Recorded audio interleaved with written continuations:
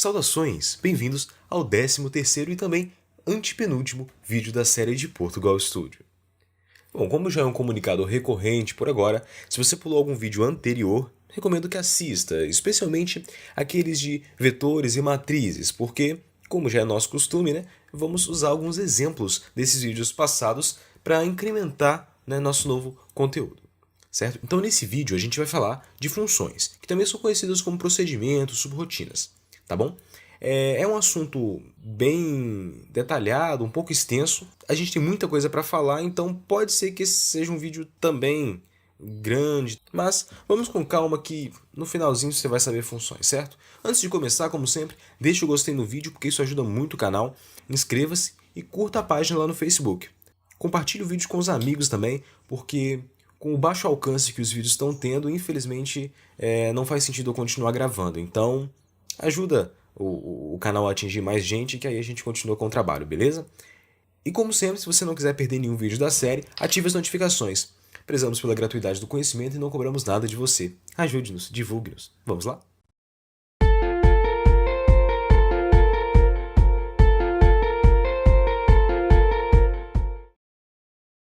Bem, temos uma pequena empresa que fabrica bolos recheados e cobertos.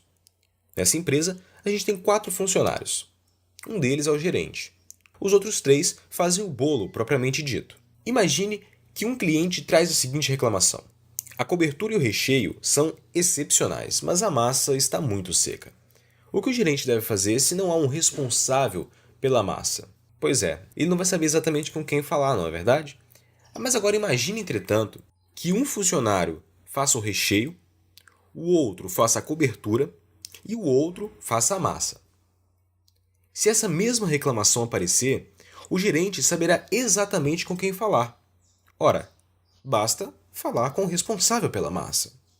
Agora, por que eu estou falando de bolo? Bem, pense no seu programa como uma empresa que fabrica bolos onde você, o programador, é o gerente. No primeiro caso, nós tínhamos 3 empregados que exerciam a mesma função. Sim, fazer bolos. No segundo caso, entretanto, a gente tem, na verdade, 3 funções diferentes, que é fazer a cobertura, fazer recheio e fazer a massa. Dessa forma, quando você identifica um problema com uma dessas 3 partes, você apenas vai se preocupar com essa parte em específico. Então, o principal objetivo das funções é dividir um problema grande, no caso, criar um bolo, em vários problemas menores, no caso, criar a massa, criar a cobertura e criar o recheio, que serão resolvidos individualmente e com um procedimento muito mais simples. Sendo assim, sempre que um problema parecido aparecer no decorrer do programa, você vai chamar aquela função que vai resolver esse problema para você, sem precisar programar mais nada, o que vai reduzir o seu código e também vai evitar que ele esteja duplicado no programa, o que não é uma coisa muito legal. Bom, agora depois de tanto exemplo de criar uma fábrica de bolos, é hora de falar em termos técnicos e práticos. Se aplicarmos o meu exemplo da fábrica de bolos na programação,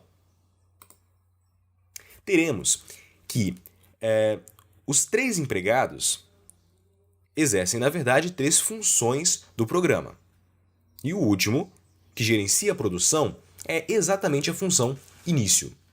Ele será responsável por invocar as funções dos demais, certo? Ou seja, é dentro da função início que vamos chamar todas as demais. Isso significa que, além de obrigatória, essa função é a função principal do programa. Sem ela, nosso programa não executa. E ela é a única função executada no início do programa. Todas as demais deverão ser chamadas dentro de uma outra função que já está em execução. Certo? Mas na programação, cada função tem 3 componentes. E eu vou mostrar os 3 enquanto a gente declara elas daqui a pouquinho, tá bom? Primeiro, a primeira regra, que seria a regra 0 da função, é que uma função nunca poderá ser declarada dentro de outra. Pelo menos não no Portugal, ok? Então eu não posso declarar uma função dentro da função início, tá certo? Então, sempre que eu quiser declarar uma função, nós vamos fazer isso fora aqui da função início, certo? Eu tenho as chaves que delimitam a função início e eu vou declarar a minha função fora da função início, certo? Mas, lembrando, dentro do programa. Aqui fora, né?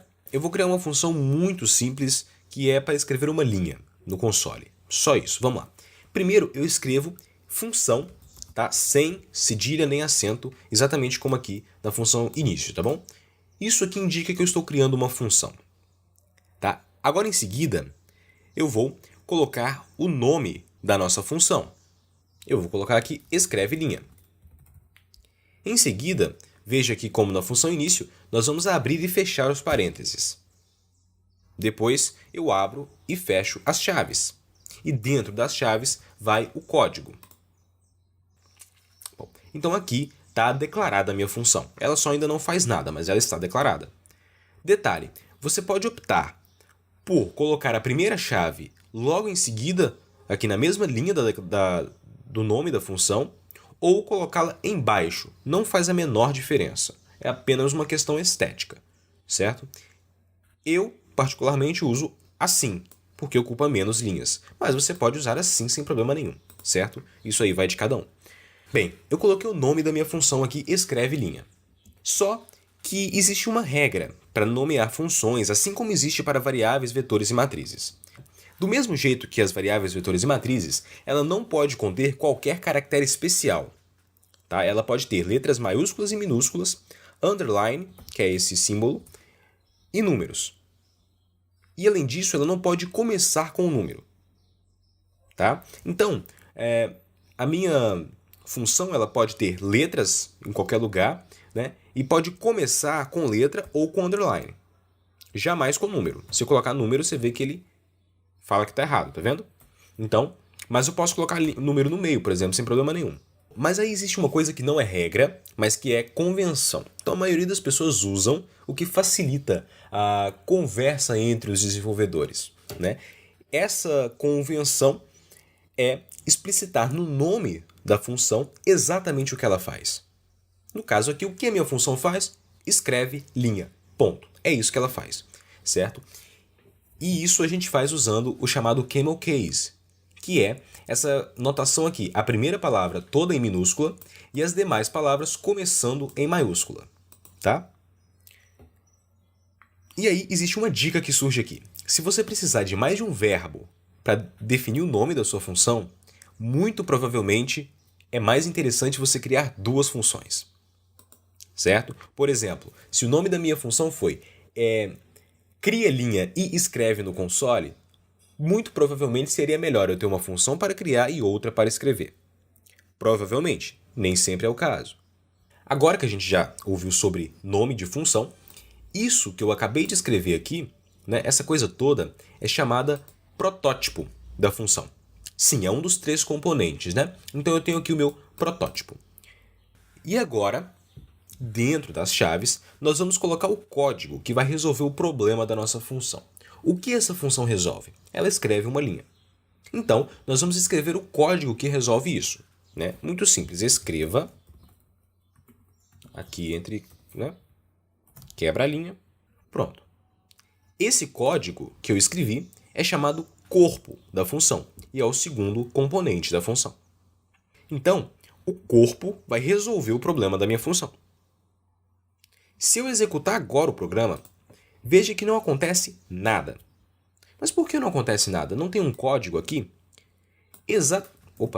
Exatamente porque, como eu disse, a função início é a única que será executada no começo do programa. E não tem nada no corpo dela, então nada será feito. Para que essa função seja executada, ela precisa ser invocada. Nós acabamos de declarar ela aqui embaixo. Então agora nós precisamos invocá-la em uma função que já esteja sendo executada.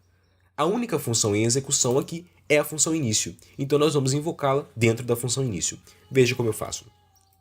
Eu repito apenas o nome dela, seguido do abro e fecho parênteses. Aí ele está dizendo que a função escreva linha não foi declarada porque o nome dela é escreve linha, né? Então, pronto. Eu invoquei a função aqui agora, certo? Veja que quando eu der play, agora sim, a linha foi escrita. Eu posso até tirar essa quebra de linha do começo e pronto. certo? Então veja, aqui eu tenho a declaração da função, né, que vai dizer o que ela faz. E aqui eu estou invocando a minha função. Veja que eu posso, por exemplo, colocar aqui, escreva qualquer coisa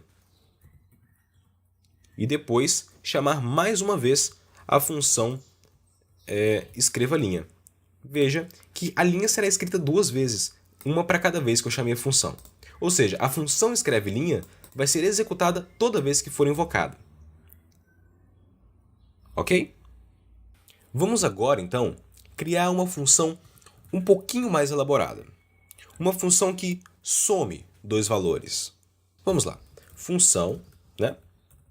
Palavra função, em seguida o nome da função. Eu vou colocar aqui soma, certo? Abro e fecho parênteses, abro e fecho chaves. Tem uma dica aqui, né? Quando eu estou declarando uma função, eu posso apenas abrir as chaves e apertar Enter, que o Portugal fecha ela para mim. E aí, então, na função soma, nós vamos somar os números. Mas quais números nós vamos somar? É aí que entram os parâmetros. Sim, a nossa função pode ter parâmetro e ele é especificado no protótipo. Vamos lá. Existem duas formas de passar parâmetro, tá? Que são por valor e por referência, mas agora a gente vai ver só por valor. E aí na segunda parte do vídeo, que é aquela parte onde a gente desenvolve um exemplo, eu mostro a passagem por referência, que acho que vai ser mais fácil, tá bom? Então agora a gente vai colocar nosso parâmetro. Um parâmetro é uma variável que está disponível dentro da função e seu valor será passado na altura da invocação. Que rima bonita, não é mesmo? Mas eu não entendi nada. Bom, vamos com calma. O parâmetro é uma variável que está dentro da função e, portanto, não pode ser usado fora dela. E o valor dessa variável vai ser passado enquanto estamos invocando a função, isso é nessa parte aqui.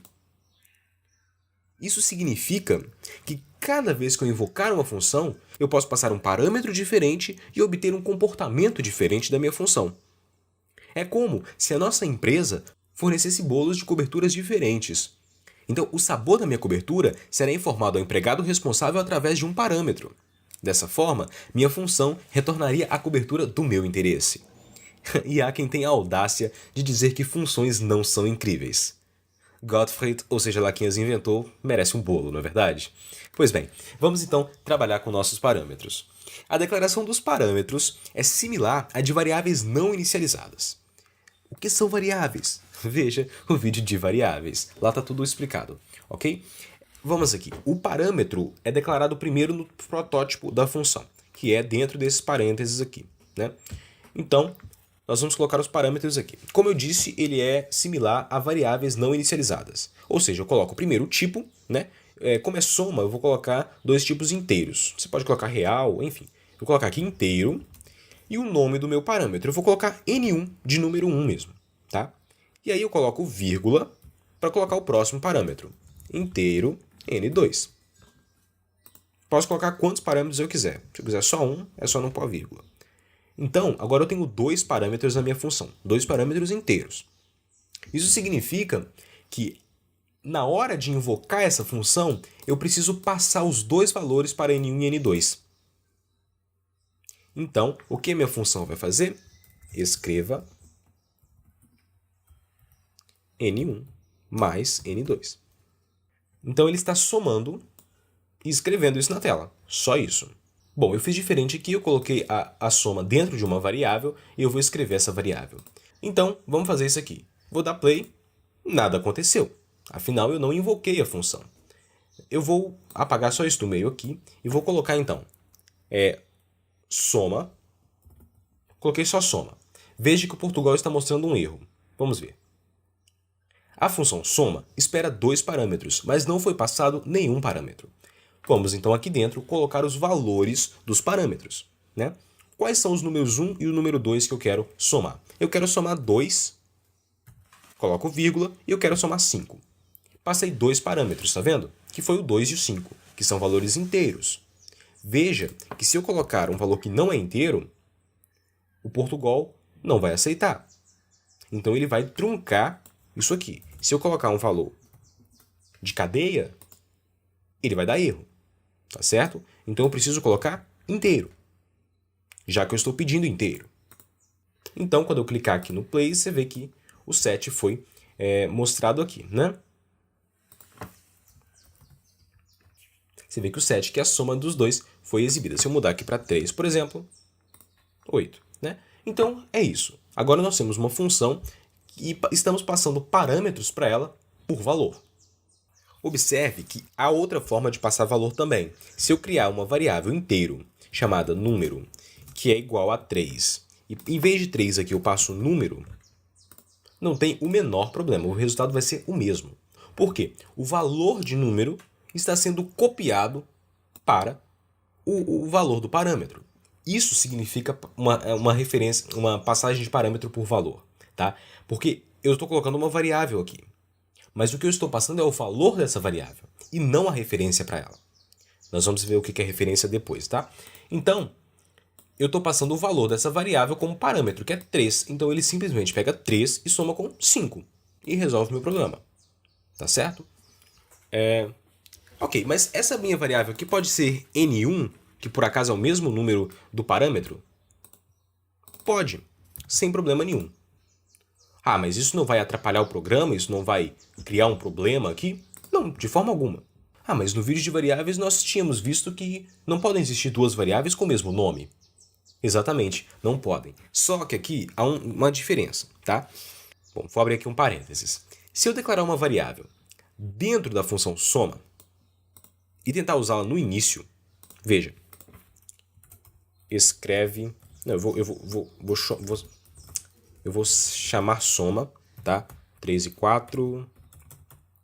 E logo em seguida eu vou tentar usar aquela variável sum que está lá. Ah lá, está me dando um erro. A variável sum não foi declarada neste escopo. E se eu der aqui, a variável sum não foi declarada neste escopo. Mas a variável está aqui. Exatamente. É porque quando eu declaro uma variável dentro de uma função, que é o caso, que é esse caso aqui, né? Essa variável é chamada variável local. Ela só está disponível no escopo daquela função. Escopo, no caso, é o ambiente em que ela está disponível, tá? Então, ela só vai estar disponível no escopo dessa função. Se eu declaro uma variável aqui, ela só está disponível para a função início, tá? Então, uma variável declarada na função soma não existe para a função início. Por isso, eu posso declarar variáveis com o mesmo nome, desde que em escopos diferentes. Existem ainda as variáveis globais. Tá? As variáveis globais elas são declaradas fora da função. Por exemplo, inteiro A é igual a 3.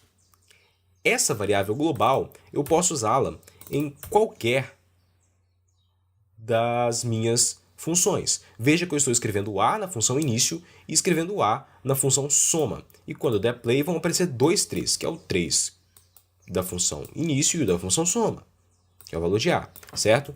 Então, as variáveis globais, que são declaradas fora da função, podem ser acessadas por qualquer parte do programa, enquanto que as variáveis locais, declaradas dentro da função, só podem ser acessadas naquele escopo. Isso será importante porque, cada vez que uma função é invocada, as suas variáveis todas são redefinidas. Tá? Então, toda vez que eu chamar soma, os valores das variáveis de soma serão perdidos. Eles serão redefinidos, como se fosse a primeira vez que eu estou invocando aquela função. Tá? Então, isso só não acontece com a função início porque ela nunca é reiniciada. Né? A única forma de reiniciar a função início é fechando e abrindo de novo o programa. O que, naturalmente, faz você perder os valores das variáveis. Né? Então, isso seria útil se você precisa de um valor que esteja disponível durante toda a execução do programa, mesmo que a função seja reinvocada. Né? Então, aí você declara uma variável global, isso vai funcionar direitinho, tá certo? Por exemplo, quando eu tenho um jogo e preciso definir o nome do usuário. Bom, fechando parênteses agora, vamos voltar lá para a minha variável, para a minha função soma, né? Nossa, muito legal a função, mas eu quero que em vez de escrever na linha, no console o resultado, eu quero que a minha função soma ela só me deixe usar esse resultado do jeito que eu quiser. Eu quero que ela traga para mim uma variável. É possível? Sim, isso é possível e aí nós vamos usar o terceiro componente da nossa função, que é o retorno. Tá? Uma função que não tem retorno, que é esse tipo de função aqui, ela é chamada função do tipo vazio.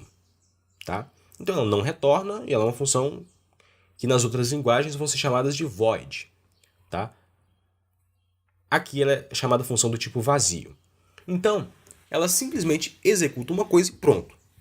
Certo? Não existe nenhum tipo de resposta, não existe nada. Mas eu posso criar uma resposta. Como que eu faço isso? Primeiro, eu venho aqui e coloco retorne, tá? Essa palavra retorne, e o que eu quero retornar? No caso, eu vou retornar sum. Tá? E aí, além disso, eu preciso dar um tipo para a minha função. Como sum é do tipo inteiro, e eu estou retornando sum, então a minha função retorna inteiro. Então, função inteiro soma, retorna um valor inteiro. Tá certo? Então, quando eu fizer isso aqui, veja que eu posso fazer inteiro, número, é igual a soma. Então, quando a minha função tem um retorno, ela por si só não faz nada. Veja que as linhas foram escritas e está tudo vazio. Ela por si só não faz, ela só calcula, tá? E manda o valor aqui para quem chamou ela, certo? Então ela fez a soma e devolveu o valor, só isso. Então ela devolveu o valor para quem? Para a variável número. Agora eu posso escrever a variável número.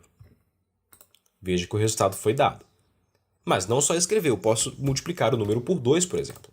Veja que ele foi multiplicado por 2. Então agora, usando o retorno, eu posso usar o valor, o resultado da minha função do jeito que eu bem entender. Então essa é a vantagem aí do retorno. Não tá certo? E qual que é a vantagem de usar isso então? Além dessa, claro. Isso significa ter um retorno apenas valor, que não executa nada no console, nem na interface gráfica que seja, permite que a minha função seja usada em qualquer contexto do meu programa. Sempre que eu precisar somar, eu posso usar essa função, independente de como eu quero tratar a resposta. Né? Se eu quiser somar para exibir o resultado, eu posso usar. Se eu quiser somar para definir a altura da minha tela, da minha interface gráfica, eu posso usá-la. Então, eu não fico mais preso ao tipo de ação que ela vai executar. Né? Ela só executa para mim os cálculos e me devolve um valor. Ponto. Né? Esse tipo de função, então, é muito mais versátil.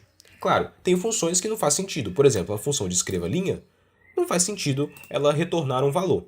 Né? É muito melhor ela já escrever diretamente. É isso que eu quero que ela faça, né? Então é isso. Então só falta falar de passagem de parâmetros por referência e nós vamos fazer isso durante o exemplo prático, para facilitar um pouco nossa vida. Isso significa que ainda tem coisa nova para falar, então acompanha aí. Vamos lá para o exemplo prático. Bom, estou aqui com o arquivo aberto, né? Se você viu o vídeo anterior, você vai identificar que este é o mesmo arquivo que nós usamos no vídeo anterior, certo? Eu só vou tirar o comentário aqui. E agora, a nossa missão é quebrar o problema desse algoritmo em problemas menores, usando funções. Exatamente. Vamos ver primeiro o que esse algoritmo faz. Ele calcula as médias dos meus alunos, ele verifica se o aluno foi aprovado ou reprovado, ele gera um relatório. Nesse relatório, ele coloca várias linhas. Então, isso que nós vamos fazer agora. Vamos lá? Primeira função que nós podemos fazer aqui. A função aprovado. Ela vai ser muito simples, quer ver? Fora aqui da função início, vamos clicar aqui. Função aprovado. Mas você não disse que as funções precisam usar um verbo para dizer o que ela faz? Lembrando, primeiro, isso não é uma regra. Em segundo, esse é um caso específico de função que eu quero mostrar que é legal deixar assim. Vocês já vão entender por quê. Tá? E nós vamos colocar aqui como parâmetro real nota. Tá? Então, com base na nota que o programa passar para essa função, eu vou dizer se o aluno foi aprovado ou não. É muito simples. Se a nota for maior ou igual a 6, então eu retorno verdadeiro. Se não, retorno falso. Que tipo de retorno é esse? É lógico. Se é lógico, então eu preciso colocar o tipo lógico. Resolvido. Esse é o tipo de função que eu falei. As funções do tipo lógico, geralmente, elas têm um nome que pode ser perguntado. Aprovado? Sim ou não. Certo? eu não preciso colocar, por exemplo, assim, define se está aprovado. Não. Eu coloco aprovado e aí a resposta vai ser sim ou não. Tá? Então, esse tipo de função eu pelo menos uso assim, certo? Não estou dizendo que não é uma regra, mas eu pelo menos uso assim. Né? Coloco aprovado, ou seja, coloco, por exemplo, então coloco um nome que possa ser respondido com sim ou não, se ele for perguntado. Entendeu? Então essa é a nossa função aprovado. Então aqui agora nessa parte onde a gente realmente faz a verificação, eu vou mudar, tá? Eu vou pegar aqui e colocar se aprovado, então ele... Nossa, o que foi isso que você fez? Muito simples. A minha função aprovado, ela retorna um valor lógico, que é verdadeiro ou falso. E esse valor lógico é compatível com a condicional. Certo? Então, se a minha função retornar verdadeiro, o se será executado. Se ela retornar falso, eu caio aqui no se não. Simples assim. Então, veja como fica a leitura do meu bloco condicional. Se aprovado, faça isso. Se não, reprovado. Veja como parece fluido, como parece lógico. É por isso que eu uso funções com nomes que podem ser respondidos como se fossem condicionais. Tá certo? E o que é isso aqui que está passando aqui dentro? É simplesmente o nosso parâmetro nota que está vindo lá do médias, certo? Se você viu o vídeo anterior, isso aqui já está tranquilo, né? Então é isso, tá? A minha função aprovado poderia já retornar diretamente aprovado ou reprovado? Sem problema nenhum. Ela seria do tipo cadeia e ia reprovar isso, ia retornar isso, sem problema. Mas aqui eu preferi fazer ela retornando lógico para te mostrar essa coisa aqui, tá bom? Bom, e qual é a vantagem então de usar essa função? Isso significa que agora eu posso alterar o valor da média sempre que eu quiser, independente de quantas vezes eu faço essa verificação ao longo do meu programa. Tá certo? Então eu só passo uma nota e a minha função decide se o usuário está aprovado ou não. Isso não é mais competência do programa, mas da função. Quer dizer, a função está dentro do programa, mas não é mais competência da função início, mas da função aprovado. Vamos criar agora uma função que calcule a média do usuário. Vamos lá, função média. Eu vou copiar aqui o código que calcula a média aqui em cima, tá? E vou colá-lo aqui dentro da função. Certo, temos dois erros. Muito bem.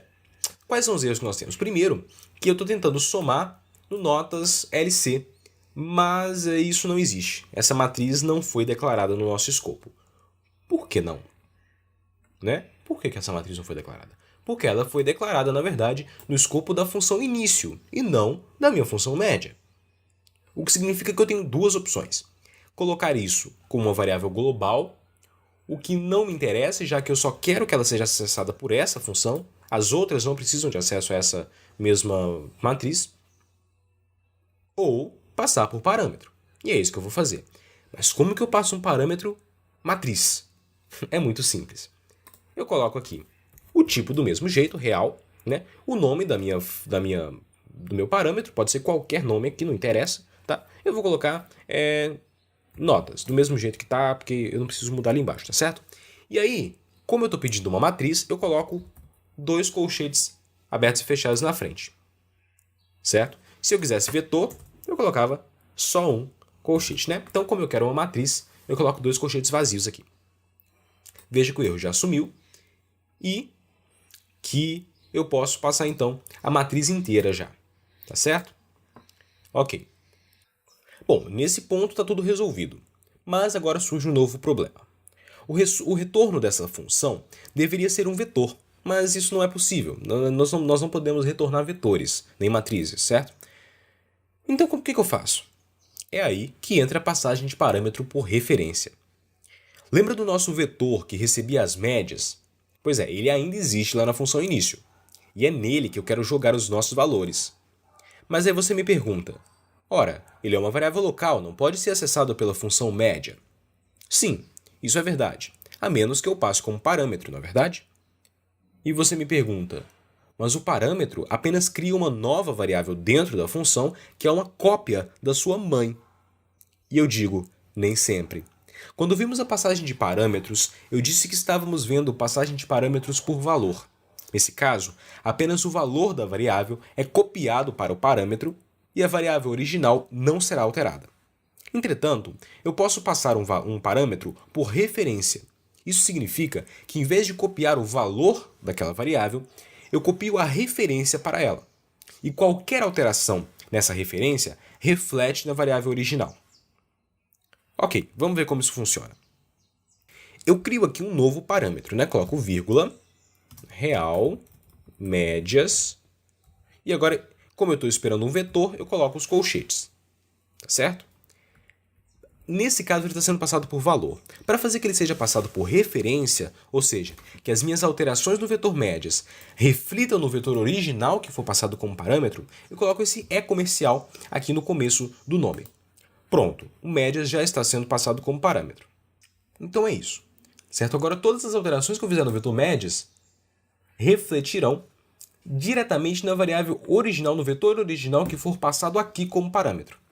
Nesse caso, eu vou fazer aqui agora chamar a função média, né? Passo como primeiro parâmetro a matriz, tá? Coloco notas, não coloco nenhum colchete, só o nome da matriz, vírgula, o meu segundo parâmetro que é o médias. Pronto, né? Então, agora, como é uma passagem por referência, o E comercial me indica isso, as alterações que serão feitas no médias, nessa referência aqui, vão ser refletidas diretamente no vetor original, que é o médias.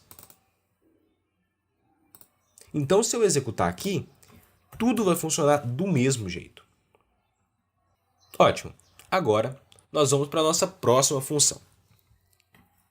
Nossa próxima função é a função escreve linha. Mas existe uma outra coisa que eu quero fazer aqui. Lembra que no nosso relatório eu tenho essas linhas grossas, que eu fiz com igual, e eu tenho essas linhas finas, que eu fiz com traço. Eu quero ter a possibilidade de imprimir as duas. Como eu faço?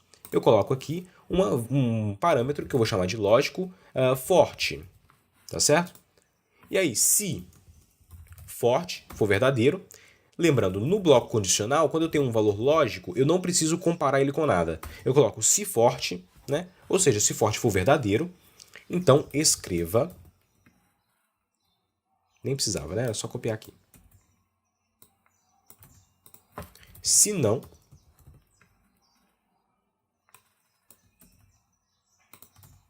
pronto. Agora, no lugar disso aqui tudo, eu coloco escreve linha verdadeiro. Para os fortes, né, que são esses dois, e falso para esses aqui. Né? Quando eu executar aqui, digitar 1, veja que a mesma coisa foi feita. Né? As linhas do mesmo jeito, tudo igualzinho. Tá certo? Bom, tem mais uma coisa que eu queria separar aqui. Eu quero que o relatório seja gerado por uma função autônoma. Uma outra função. Como que eu faço isso? Crio uma nova função que eu vou chamar de gera relatório. Tá? Como parâmetro para essa função, eu vou precisar então do nome, das notas e da média e se ele foi aprovado ou não. Vamos lá. Gerar relatório. Então eu coloco aqui cadeia nome, real, nota do primeiro bimestre, nota do segundo. Certo. Eu então coloquei aqui, copiei o código que gera o relatório e adaptei os parâmetros, tá certo? Coloquei então aqui o nome, as 4 notas, a média e se ele foi aprovado ou não. Né? Então aqui agora eu quero gerar o relatório, eu coloco então o nome, né? Que vai ser nomes aluno. É aluno, né? Coloco então notas 0, notas 1, Então eu coloquei aqui todos os parâmetros, tá certo? E aí o gera relatório deve gerar o relatório para a gente, 2, tá lá, relatório gerado exatamente como deveria ser feito, tá? Bom, então esse é o nosso código usando funções. Vamos fazer a nossa típica passagem aqui no nosso código, certo? Eu tenho a função início, que é a primeira que será executada. Declaro minha cadeia nomes e a cadeia notas. Logo em seguida, um vetor médias vazio. A função média será responsável por pegar essas notas, calcular as médias e atribuir nesse vetor. Digito o inteiro aluno, peço o código do aluno, limpo a tela, crio um cadeia PR. A função aprovado me diz se o aluno foi aprovado com base na média dele, que é o valor que está nesse vetor aqui, que a função média definiu. Então, eu invoco aqui a função gerar relatório, passo os dados para ela e ela gera o relatório para mim. Ela, por sua vez, usa a função escreve linha, que vai escrever uma linha. Então, observe, uma função pode usar outra função. Assim como a função início usa várias funções, as funções independentes podem usar outras funções também, tá certo? Isso não tem problema nenhum. Inclusive, existe um outro conceito que eu não vou mostrar neste vídeo, mas que são as funções recursivas, que uma função pode usar ela própria, certo? Então, durante a execução de uma função, ela se invoca e é reexecutada, e dependendo da condição, ela se reinvoca de novo. Isso vai sendo executado quase que em um loop, e é útil, por exemplo, para cálculo de fatoriais, certo? Em resumo, falamos hoje que as funções surgem para dividir um problema em problemas menores, o que permite a reutilização de código e diminui sua repetição. Vimos que a função é composta pelo protótipo, que contém os parâmetros, o corpo, que contém o código a ser executado, e, possivelmente, o retorno, que retorna um valor. Nesse caso, a função também teria um tipo. Descobrimos que uma variável pode ser global ou local. Além disso, testamos que os parâmetros de uma função podem ser passados por valor e por referência, e podem ser variáveis, vetores ou matrizes. Bom, esse código aqui vai estar disponível na descrição, como todo vídeo, tá? E é isso, finalmente, que temos o vídeo de hoje. No próximo vídeo, vamos falar de bibliotecas, que são funções prontas fornecidas já pelo próprio Portugal. Não esquece de dar gostei no vídeo, inscrever no canal e compartilhar com os amigos, porque é aquilo que eu falei. Se o canal continuar tão em baixa quanto ele está no momento, infelizmente não tem como eu continuar gravando, tá certo? Então, compartilha com os amigos, dá aquela força lá. Qualquer dúvida, entre em contato lá pelo Facebook ou mesmo aqui pelo YouTube. E é isso, nos vemos no próximo vídeo. Até lá!